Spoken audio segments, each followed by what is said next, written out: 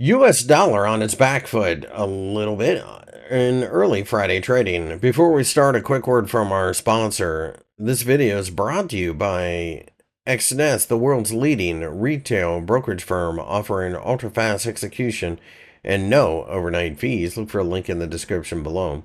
The euro has rallied a bit during the early hours on Friday, as it looks like we are still paying close attention to the 1.09 level, an area that, of course, is important as it recently had been a major swing high, and we've seen a big fight here.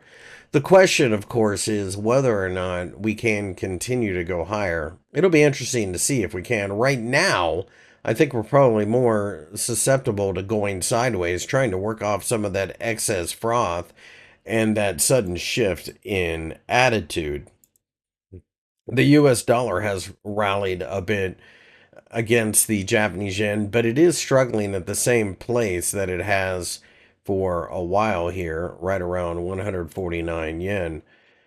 By doing so, it tells us just how difficult it's going to be to break above the 150 yen level, which would open up a bigger move.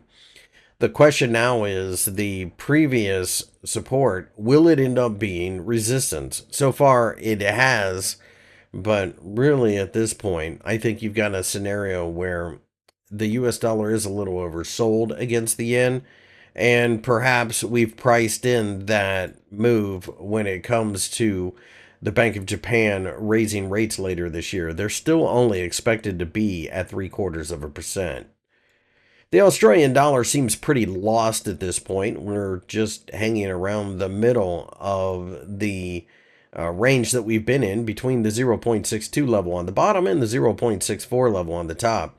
The 50-day EMA is sitting right between that, and that's basically where we're at, right at 0.63. So not much to do here other than observe.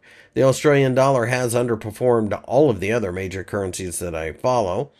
And therefore, if I'm going to buy a currency against the US dollar, it's probably not going to be this one. Rallies at this point in time probably should see quite a bit of selling pressure near the 0.64 level, especially as the 200-day EMA is racing toward it.